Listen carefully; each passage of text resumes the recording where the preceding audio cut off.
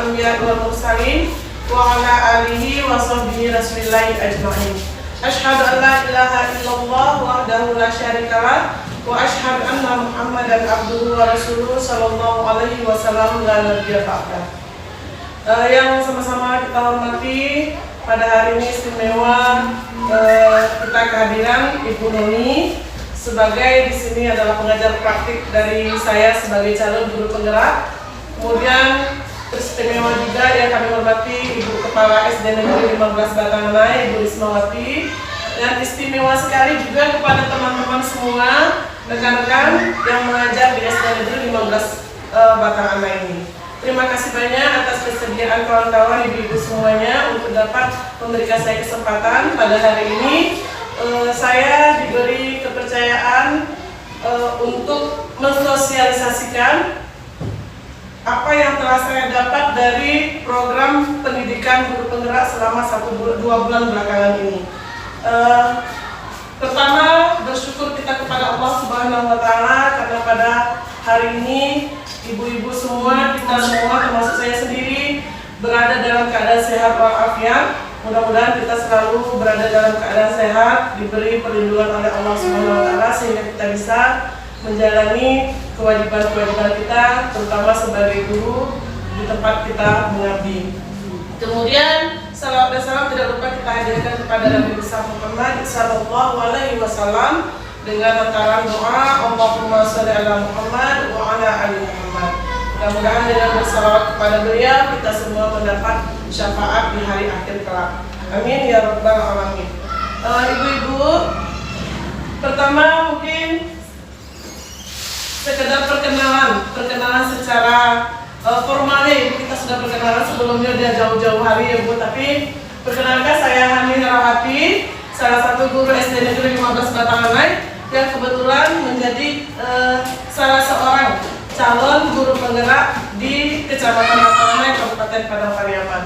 Kemudian perkenalan pula, ini adalah Kepala Sekolah SD Negeri 15 Batanganai, Ibu Ismawati, yang alhamdulillah selalu support, selalu memberikan semangat, selalu mengingatkan saya untuk tetap dapat mengikuti kegiatan program guru penggerak ini. Kemudian yang ketiga, Ibu Noni Riswaneri SPD, beliau adalah Kepala SD Negeri 28 Batanganai dan kebetulan menjadi pengajar praktik saya sebagai calon guru penggerak.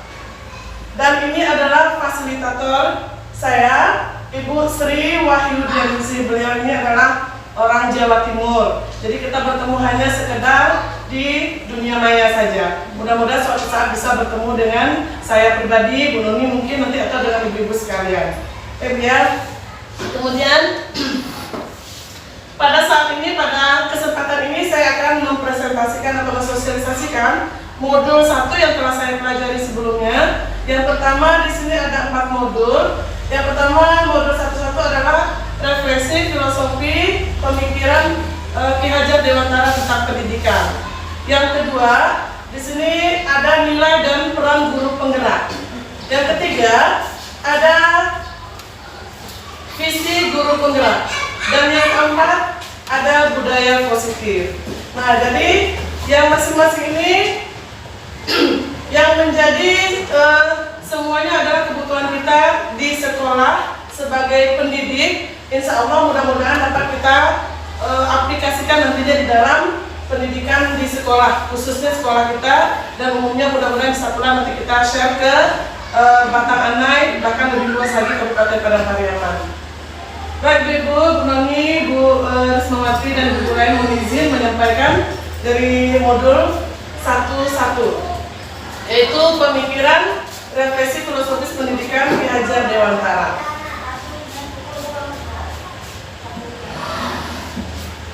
Nah, menurut Ki Hajar Dewantara, ibu mungkin ibu-ibu sudah mengenal atau pasti sudah pernah mendengar Ki Hajar Dewantara. Siapa sih Ki Hajar Dewantara? Beliau ini kita kenal juga dengan Bapak Pendidikan Indonesia ya Bu ya. Selama ini kita mengenal tokoh ini sudah banyak membuat kemajuan di bidang pendidikan khususnya di Indonesia ini, mulai dari zaman kolonial Belanda dulu. Kalau dulu pendidikan hanya boleh diikuti oleh orang-orang terpilih saja. mulai dari orang-orang yang dipilih hanya untuk mengabdi kepada negara, kemudian orang-orang itu dipilih hanya bisa yang bekerja di pemerintahan Hindia Belanda saja. Nah, dari Ki Hajar Dewantara inilah dimulai pendidikan ini diberikan kepada rakyat biasa. Dari sini Ki Hajar Dewantara ini memberikan perbedaan antara pengajaran dan pendidikan. Pengajaran ini menurut beliau adalah bagian dari pendidikan. Nah, pengajaran ini merupakan proses pendidikan dalam memberi ilmu atau berfaedah untuk kecakapan hidup anak secara lahir dan batin.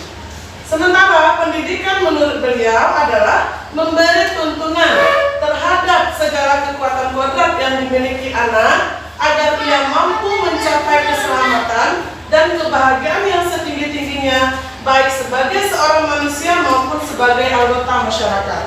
Jadi kalau pengajaran hanya sekedar mentransfer ilmu, hanya sekedar memberi ilmu dari anak itu tidak tahu menjadi tahu, itu pengajaran. Tapi pendidikan ibu itu lebih kepada menuntun anak sesuai dengan kodratnya, sesuai dengan diri anak itu. Jadi tidak dipaksa anak itu, tidak diwajibkan, tidak diharuskan seperti kita memberikan keharusan, peraturan ini harus ini tidak. Tapi anak ini kita tuntun sesuai dengan kodratnya. Nanti lebih jauh lagi ada di pembahasan berikutnya itu ya. Jadi menurut Ki Hajar Dewantara ini, pendidikan dan pengajaran merupakan usaha, persiapan dan persediaan untuk segala kepentingan hidup manusia, baik hidup bermasyarakat maupun hidup berbudaya dalam arti yang seluas-luasnya. Nah, jadi di sini beliau juga mengibaratkan bahwa kita sebagai seorang pendidik itu ibarat seorang petani. Jadi pendidikan itu dianalogikan sebagai penyemaian benih, berbagai benih. Baik seperti misalnya kalau kita guru sebagai sebagai penanam benihnya. Sementara murid kita itu diibaratkan sebagai benih yang kita tanam. Apa artinya ibu-ibu? Ketika kita menanam padi, benih padi, maka kita sebagai pendidik, sebagai petani, sebagai penyemai benih harus menanam padi tadi dengan ilmu menanam padi pula. Ketika benih ini yang adalah kita tanam benih jagung, kita harus menanam tadi dengan ilmu menanam jagung pula. Begitu juga yang lain-lainnya. Jadi tidak bisa kita samaratakan ibu-ibu. Ada padi, ada jagung, ada tanaman sayur yang lainnya, kita samaratakan cara menanamnya. Tidak seperti itu. Tapi masing-masing itu punya ilmu tersendiri untuk menanam benih tadi supaya benih tadi menjadi betul-betul tumbuh dengan baik, dapat menghasilkan hasil yang terbaik. Nah, jadi ibaratnya di sini peserta didik kita itu, murid kita itu ibaratkan benih yang kita tanam tadi. Artinya masing-masing murid kita punya kelebihan dan kekurangan sendiri-sendiri. Kita sebagai pendidik, sebagai penyemai berbagai benih ini, kita harus tahu dulu murid kita ini bagaimana, karakternya bagaimana, sifatnya bagaimana. Nah, kita mendidiknya sesuai dengan apa yang dia punya. Ya. Kemudian kita lanjut. Dari kesemuanya itu, tujuan pendidikan berdasarkan pendapat Ki Hajar Dewantara ini adalah menuntun segala kodrat yang ada pada anak-anak agar mereka mencapai keselamatan dan kebahagiaan yang setinggi-tingginya, baik sebagai manusia maupun sebagai anggota masyarakat. Jadi pendidik itu hanya dapat menuntun tumbuh atau hidupnya kekuatan kodrat yang ada pada anak-anak agar dapat memperbaiki lakunya, bukan dasarnya hidup dan tumbuhnya kekuatan kodrat anak. Jadi tujuan pendidikan itu adalah menuntun. Itu inti dari pendidikan menurut Ki Hajar Dewantara.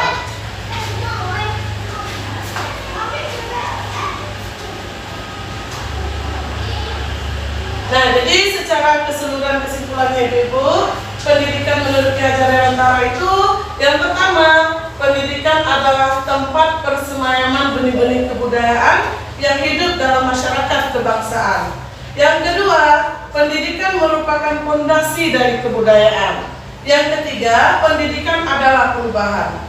Yang keempat, keempat, pendidikan bersifat dinamis, artinya pendidikan harus terus bergerak, kemudian berubah menjawab tuntutan zamannya.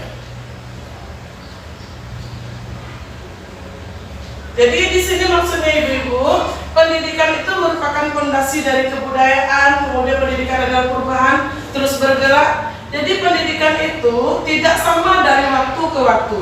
Zaman kita dulu sekolah belum tentu sama dengan zaman sekarang ibu. Sekarang kita sering mendengar ibu dulu seperti ini. Saya sendiri itu sering menyatakan kepada anak-anak ibu, oh ibu dulu seperti ini, nggak seperti ini. Jadi saya sering membandingkan zaman saya sekolah dulu dengan zaman anak-anak sekolah sekarang. Ternyata itu sangat jauh dari apa yang disampaikan oleh Ki Hajar Dewantara ini. Jadi walaupun kita sama-sama pernah SD, anak sekarang SD, kita dulu juga pernah SD, tapi pendidikan yang zaman dahulu berbeda dengan yang zaman sekarang. Perkembangan psikologis anak zaman dahulu juga berbeda dengan perkembangan yang sama zaman sekarang.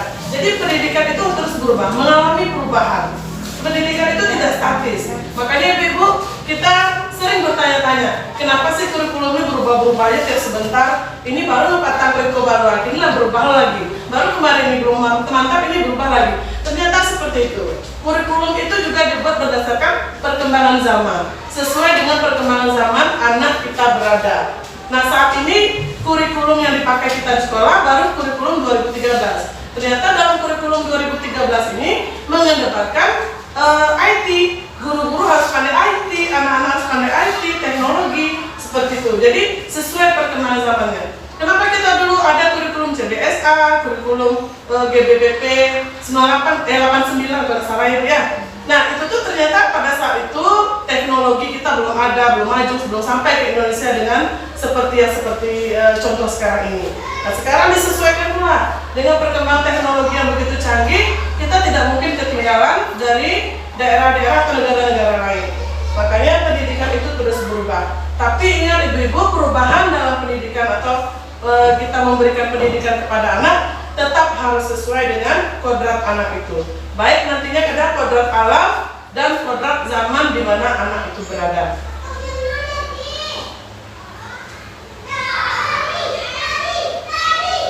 Nah ini ya tadi. Jadi ada relevansi dari pemikiran Ki Hajar Dewantara terhadap transformasi pendidikan. Saat ini apa yang disampaikan atau pemikiran Ki Hajar Dewantara ini sangat sesuai dengan tujuan pendidikan di Indonesia saat ini, yaitu salah satunya adalah Merdeka Belajar yang sering kita dengar. Merdeka Belajar yang digaung-gaungkan dan yang sudah kita sering dengar dari baik itu Menteri Pendidikan maupun kita baca di mana-mana saja, mungkin kita lihat YouTube atau di mana tentang pendidikan itu adalah Merdeka Belajar. Nah jadi pendidikan itu harus sesuai dengan kodrat keadaan. Di sini kodrat keadaan itu ada kodrat alam dan kodrat zaman. Mungkin alamnya sama, tidak mungkin alam yang ada di daerah pantai tentu berbeda dengan alam yang ada di daerah pegunungan. Begitu juga anak-anak yang berada di sana, tidak bisa kita samakan anak-anak yang tinggal di daerah pantai sana dengan anak-anak yang tinggal di daerah pegunungan sini. Tentu tidak sama cara dia belajar, cara kita mendidiknya. Kemudian kodrat zaman. Kodrat zaman begitu juga, tadi sudah saya contohkan sebelumnya. Kita sama-sama mungkin pernah merasakan SD dulu sama anak kita di SD sekarang. Tetapi zamannya udah berbeda. Zaman kita SD tahun 80-an dulu atau 85-90-an dulu berbeda dengan SD tahun 2022 saat ini. Sangat jauh berbeda. Jadi kita sesuaikan dengan zaman anak itu berada. Kemudian juga kerangka perubahan dari Ki Hajar Dewantara ini, beliau memiliki prinsip dalam melakukan perubahan yang dikenal dengan azas trikon ini. Yang pertama kontinuitas, artinya kita tadi pendidikan itu berkelanjutan. Kemudian ada konvergensi, pendidikan itu memanusiakan manusia. Kok memanusiakan manusia? Karena kita sekarang udah manusia. Artinya di sini manusia ini memanusiakan manusia. Kita memang sudah menjadi manusia, tetapi bagaimana sifat manusia sesungguhnya itu yang kita munculkan dari diri anak. Bagaimana manusia yang bisa memperkuat nilai-nilai kemanusiaan itu? Apa saja nilai-nilai kemanusiaan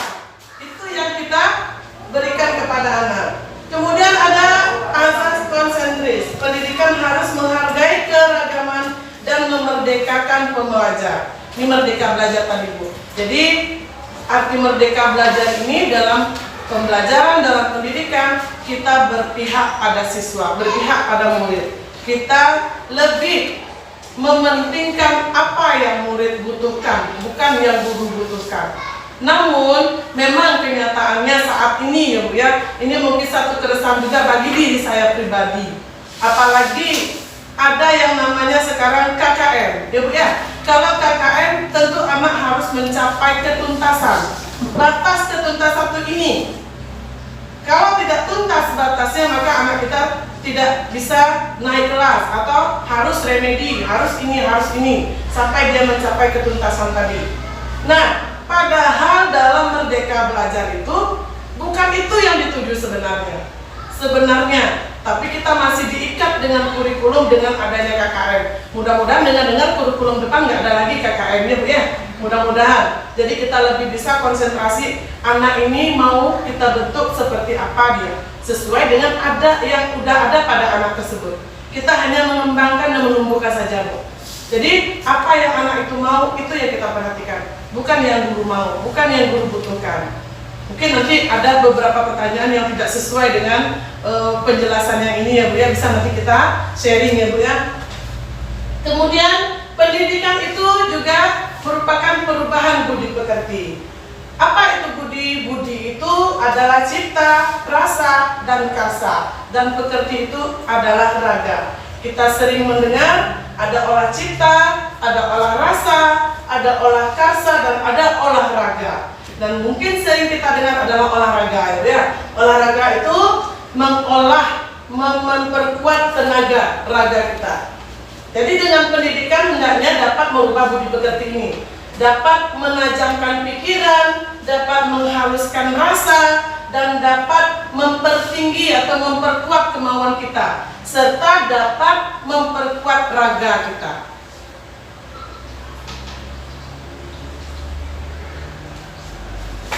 Nah, dasar-dasar pendidikan dari Ki Hajar Dewantara ini dikenal dengan Pancadharma. Ada azas kemerdekaan, azas kodrat alam, azas kebudayaan, azas kebangsaan, dan azas kemanusiaan.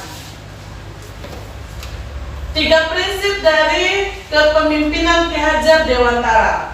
Ini sudah sering kita dengar ya Bu ya. Sudah sering sekali kita dengar. Ini dia Bu. Ing ngarso sung tulodo, ing madya bangun karso, tut puri handayani. Kita sering mendengar Bu, tapi apakah kita tahu maknanya? Mungkin di antara kita ada yang belum tahu apa sih ing ngarso sung tulodo, ing madya bangun karso yang sering kita gemar-gemarkan itu, dan tut puri handayani. Selama ini kita mungkin tahu hanya logo dari tut puri handayani ya Bu ya. Ini zaman SD dulu sering saya dengar, tapi sekarang sudah jarang didengar. Nah, kemarin kebetulan mempelajari modul ini, kembali ada lagi terdengar. Ya Bu, yang ingat sosung tulodo ini, kita sebagai seorang pendidik berada di depan, bisa memberikan contoh teladan kepada peserta didik, kepada murid-murid kita. Bukan hanya kepada murid-murid, juga kepada rekan-rekan sejawat, kepada lingkungan kita di sekolah. Ing madya mangun karso, kita berada di tengah-tengah murid, kita berada di tengah-tengah masyarakat, di tengah-tengah teman, hendaknya dapat memberikan ide-ide cemerlang, dapat memberikan masukan-masukan khususnya untuk dunia pendidikan ini. Tut muri handayani, guru berada di belakang, dapat memberikan dorongan kepada peserta didik supaya peserta didik kita ini dapat mencapai apa tujuan dari pendidikan tadi. Ini dia trilogi atau 3 prinsip kepemimpinan dari Ki Hajar Dewantara.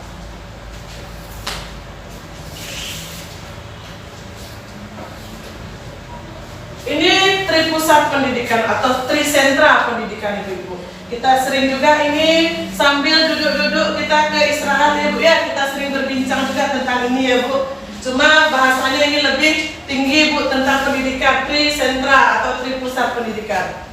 Pendidikan itu akan berjalan sebagaimana mestinya, akan dapat mencapai tujuan dari pendidikan itu ketika kita telah melibatkan tiga ini Bu.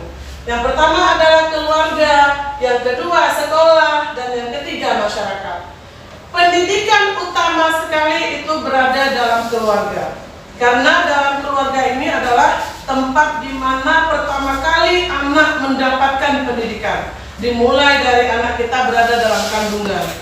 Kemudian anak mengenal anggota keluarganya, anak mengenal berbicara, berjalan dan lain-lainnya. Itu dimulai dari keluarga. Kemudian sekolah, di mana anak menuntut ilmu, menimba ilmu, dan masyarakat.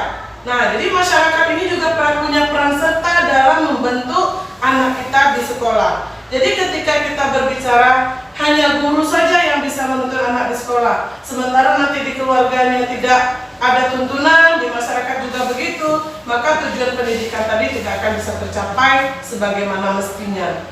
Jadi ketiga-tiga ini sangat erat kaitannya Ibu. Jadi hendaknya dalam kita mendidik anak kita di sekolah, kita dapat melibatkan yang tiga pihak ini. Kalau di keluarga mungkin kita berkomunikasi dengan orang tuanya, membangun komunikasi bagaimana anak kita ini yang harusnya dilakukan. Kemudian di sekolah ada gurunya, ada kepala sekolah, ada tenaga pendidikan, ya pendidik dan tendik. Di masyarakat begitu juga. Walaupun anak tidak berada di sekolah, di luar sekolah, anak-anak ini juga hendaknya dapat belajar, dapat pendidikan juga dari masyarakat, sehingga anak-anak kita ini dapat berbaur dengan masyarakat sebagaimana mestinya. Nah, akhirnya ibu-ibu, pendidikan itu adalah memuliakan anak, dan pendidikan itu hendaknya berpihak pada anak.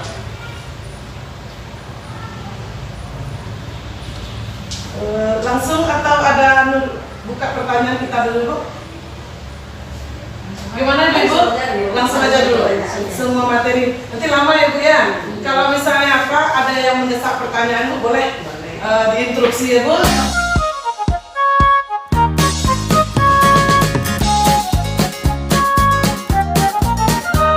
Ya 1.4 budaya positif. Jadi budaya positif ini ibu-ibu ini sudah ada di diri kita masing-masing dan sudah kita lakukan di sekolah, sudah ada juga pada diri anak-anak kita semuanya. Jadi budaya positif ini merupakan segala bentuk hal-hal baik yang kita lakukan dan kita miliki, baik dari diri kita sendiri, lingkungan sekolah kita maupun siswa kita di dalam kelas. Ini sudah kita miliki. Dan bentuk dari budaya positif ini adalah disiplin positif. Disiplin artinya belajar. Disiplin diri dapat membuat seorang menggali potensinya menuju kepada sebuah tujuan.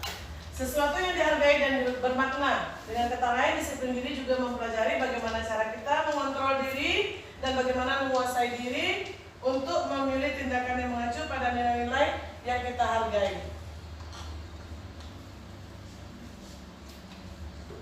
Nah, untuk menggali budaya positif yang kita miliki itu, sekolah perlu menyediakan lingkungan yang positif. Dan alhamdulillah, saya lihat di sekolah-sekolah yang pernah saya kunjungi, pasti sudah memiliki lingkungan yang positif dan memiliki budaya positif ini. Apalagi kita sudah melihat ada terpampang pamflet-pamflet tentang budaya-budaya positif itu, ya seperti sekolah ramah anak, say no to drugs, misalnya itu tidak boleh merokok, itu salah satu budaya positif juga ya. Ini ada menurut William Glasser dan dalam kontrol teori ada beberapa miskonsepsi tentang kontrol itu.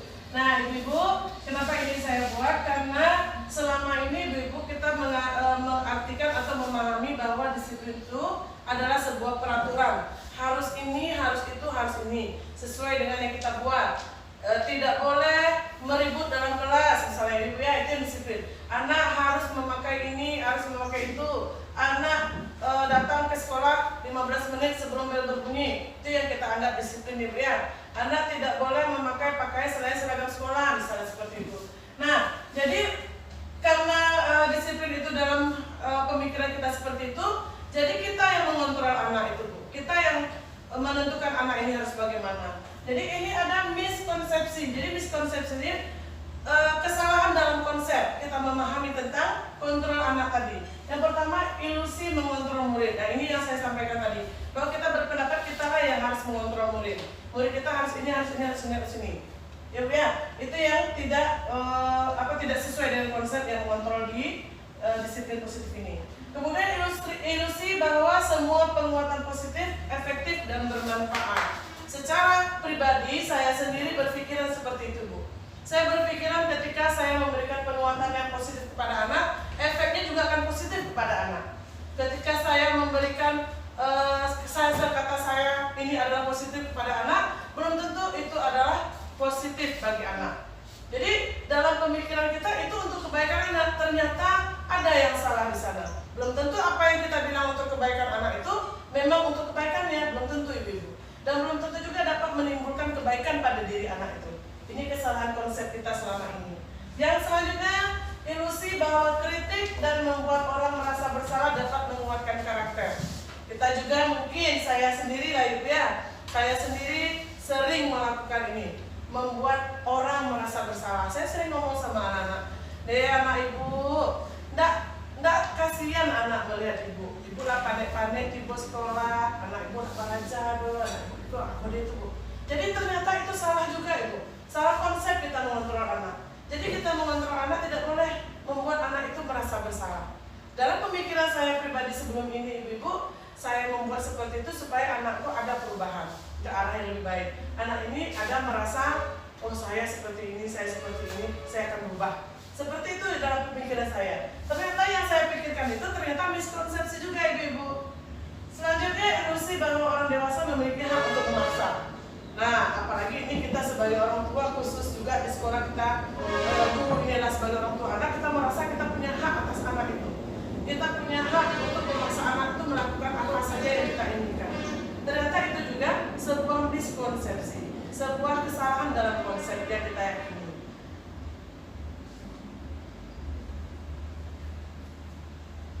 Nah, ini yang disiplin tadi, ibu. Kita menganggap disiplin itu adalah peraturan. Kemudian kalau tidak melakukan disiplin, anak kita hukum. Ya, dihukum anak itu. Kemudian kita kasih dia segala macam bentuk supaya anak itu dapat mematuhi apa yang telah kita buat, peraturan yang kita buat. Ternyata inilah salah satu yang katanya miskonsepsi tadi. Jadi sebenarnya disiplin ini sebenarnya artinya belajar, ibu. Jadi anak melakukan pembelajaran dengan tidak secara formal, tidak formalitas dia belajar seperti di dalam kelas, tidak harus ini. Tapi dia belajar berdasarkan mungkin kesalahan-kesalahan yang pernah dia buat, mungkin dia pernah melanggar ini, melanggar itu, yang kata kita peraturan tadi. Dia belajar sebenarnya, itu yang dikatakan disiplin. Sehingga dia paham, dia harus mengapa sesudah itu, alasannya apa dia melakukan itu, dia paham. Dan dia merasa dia menggali dirinya sendiri. Bukan kita yang menggali seperti melakukan ucapan-ucapan yang membuat anak-anak merasa bersalah tadi. Jadi kita tidak membuat ucapan-ucapan seperti itu, kita tidak menyampaikan itu kepada anak, tapi anak dia akan merasa dirinya ada yang salah, dirinya melakukan sebuah kesalahan yang tidak seharusnya dilakukan. Dia hanya merasakan mengembalikan anak ini kepada kodratnya, itu saja itu. Nah, ini dia disiplin diri itu dapat menggali potensinya. Akhirnya anak kita dapat menggali potensinya dengan dia menyadari, dengan dia belajar sendiri. Bukan kita bukan kita yang memunculkan kesadaran dari diri anak tadi dengan kata-kata yang membuat anak bersalah, membuat anak seperti ini, bukan itu. Tapi dia belajar sendiri nanti dari apa yang telah diperbuatnya.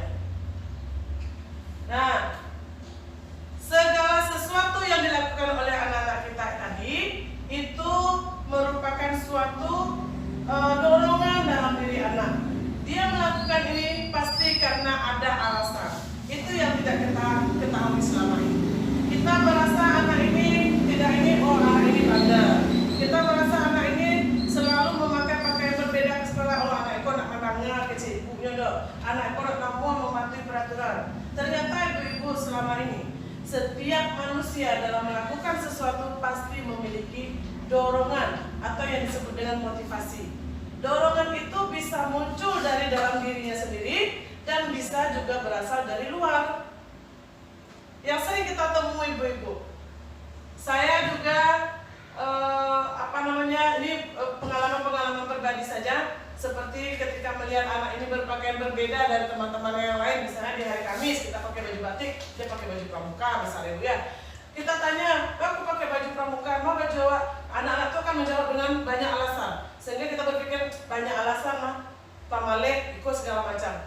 Bisa jadi ibu yang tidak pernah kita melihat kepada diri anak, bisa jadi orang tuanya yang mendorong dia memakai itu, karena orang tuanya juga punya alasan, bajunya mungkin termasuk dalam tempat kayak kotor segala macam. Namun kita sebagai guru, karena kita sudah terfokus atau terpatok pada disiplin yang kita buat tadi, peraturan yang kita buat, kita menganggap anak ini salah, anak ini sengaja melakukan kesalahan.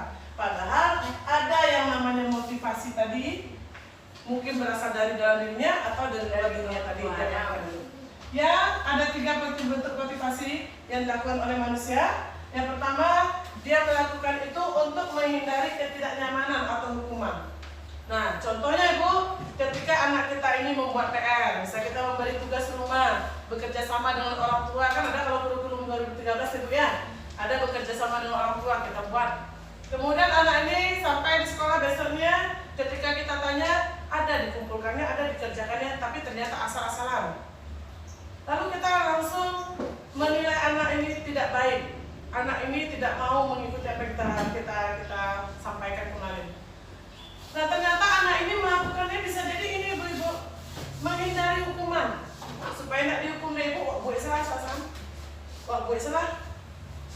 Bahkan kadang-kadang pagi tipu sekolah nyampe buku kawannya, contek kawannya. Yang penting gue, awak pun acut kode itu lah bu. Yang penting gue, jangan gitu deh. Yang penting kita buat saja.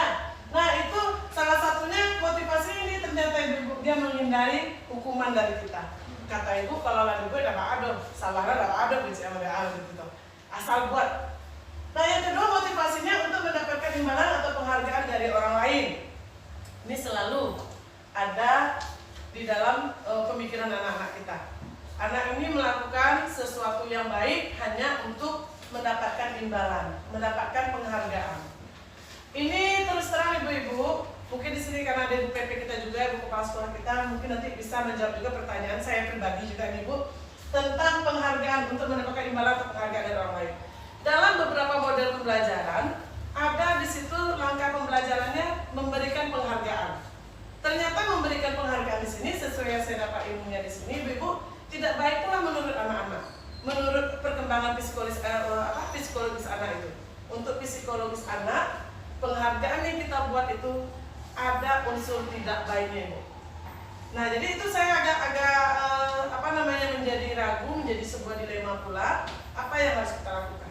Penghargaan ini kan bukan hanya berupa kita memberikan hadiah, memberikan benda, bisa pujian ibu ya, tapi ternyata penghargaan itu dapat membuat psikis anak itu menjadi rusak. Ada sesuatu yang salah pada psikologinya nantinya setelah kita gali-gali lagi. Nah, jadi ini anak melakukan sesuatu mendapat penghargaan dari orang lain, itu salah satu yang membuat rusak psikologis anak itu bu. Kalau tidak jadi ibu itu, tidak mau melakukan kode. Kalau tidak dipuji ibu, tidak mau melakukan ini dong. Kalau ibu nak ngasih konten bukunya, tidak mau belajar dong, apa dia itu bu. Sementara itu salah satu teknik kita atau metode kita mungkin menghadapi anak-anak supaya termotivasi dia, ibu ya. Seperti kita anak ibu coba ke depan selesaikan soal ini. Ini adalah menyelesaikan soal. Apakah kita tidak memujinya ketika dia berbuat betul gitu bu? Tapi yang selama ini kan kita puji ya bagus, tepuk tangan sama ibu kan gitu kita sering. Nah, ternyata itu kan suatu penghargaan kita kepada anak. Ternyata ada kesalahan pula dalam itu. Nanti kita harus lagi ibu ya. Mungkin kita bisa berdiskusi nanti bagaimana pula yang hal seperti ini. Bisa yang lain bisa? Nanti gabung-gabung bisa. Penuh pak ngomongnya. Kalau ada kan?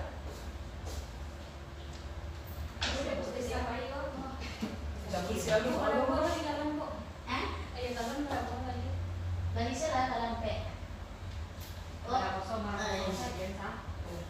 Kasar?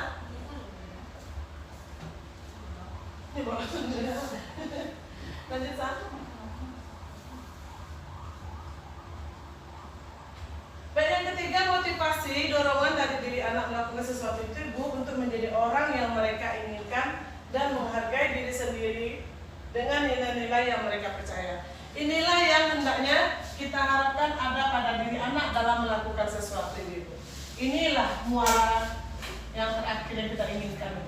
Jadi dia melakukan itu bukan karena pujian, bukan penghargaan, bukan karena takut hukuman, tapi karena dia tahu potensi dirinya. Dia memiliki sesuatu dari dirinya yang pengen dia keluarkan. Jadi dia menyadari sendiri.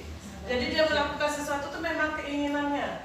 Ini dia menghargai dirinya sendiri. Dia ingin dia menjadi seperti apa. Dia tahu dia mau ngapain. Itu yang ingin sebenarnya kita tuntun anak itu. Jadi bukan karena hukuman, bukan karena pujian, tapi kita ingin anak itu melakukan sesuatu itu memang dia menyadari potensi dari dalam dirinya sendiri.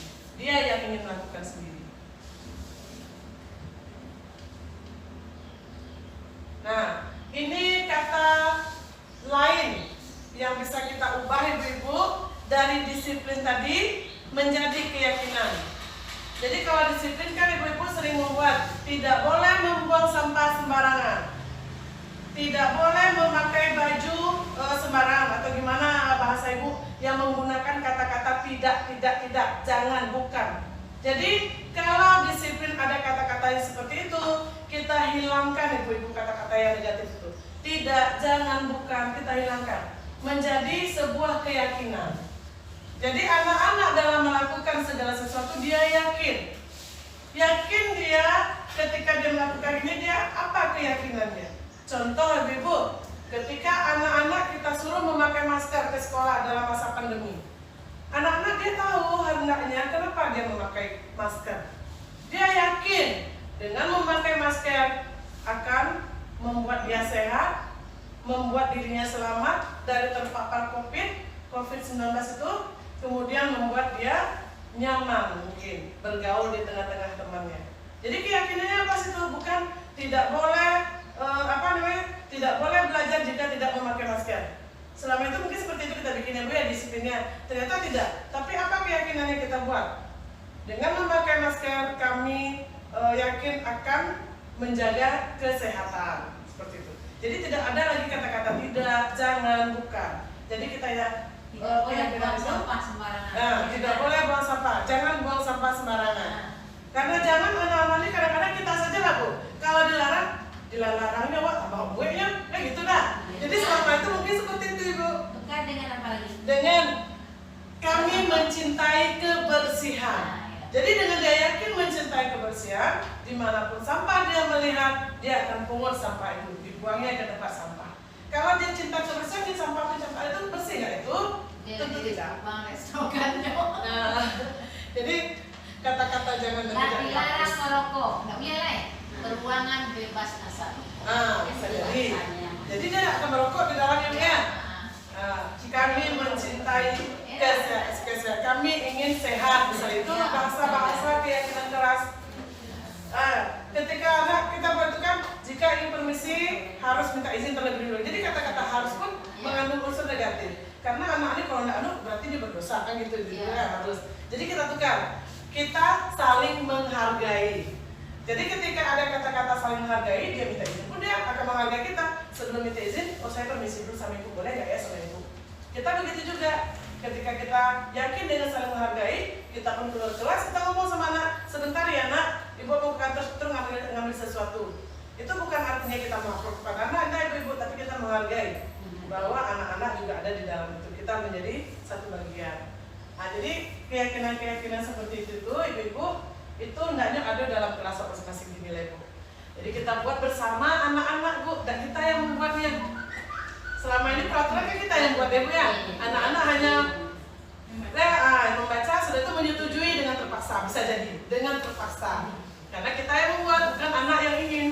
Nah jadi keyakinan kelas itu dia, ini ada aturan-aturan pembentukannya Ibu. Ada pernyataan-pernyataan dari keyakinan kelas itu yang bersifat universal, jadi tidak menjurus kepada satu saja. Seperti saling menghargai tadi itu Bu, itu bisa banyak. Bisa jadi satu pertama minta izin ketika keluar, kemudian tunjuk tangan dia ketika ingin berbicara, kan banyak Bu. Jadi universal sebenarnya, menghargai. Keyakinan kelas itu tidak perlu banyak-banyak Bu, tidak boleh ini, tidak boleh ini, seperti itu tak. cukup misalnya 3 saja cukup, menghargai sudah cukup. Menghargai ini udah mewakili banyak hal. Ya, tidak boleh berantem, itu udah menghargai, saling menghargai dia namanya. Tidak boleh dia membeda-bedakan temannya, itu udah saling menghargai namanya. Selama ini kita buat sesuatu tidak boleh ini, jangan gitu ya. Jadi kita ubah sudah ini. Mudah-mudahan setelah ini ya Bu, dari kelas 1 sampai kelas 6 memiliki keyakinan kelas sendiri-sendiri ya Bu. Sehingga anak-anak kita bisa lebih terarah. Dia meyakini melakukan sesuatu itu karena memang keyakinan dia itu. Kemudian keyakinan kelas itu hendaknya dibuat oleh siswa, oleh murid kita. Bersama-sama warga kelas itu membuat keyakinan kelas itu. Langkah-langkahnya bisa ibu-ibu minta pendapat anak-anak kita, tuliskan dulu di papan tulis. Nanti ibu-ibu tinggal menghaluskan bahasanya. Ibu-ibu tinggal lagi mempoles bahasa anak yang bahasa Minang tadi, yuk jadikan bahasa Indonesia. Bahasa mungkin dia nak tahu bahasa Minang, bahasa Indonesia itu kita yang mempolesnya lagi, menghaluskan bahasa.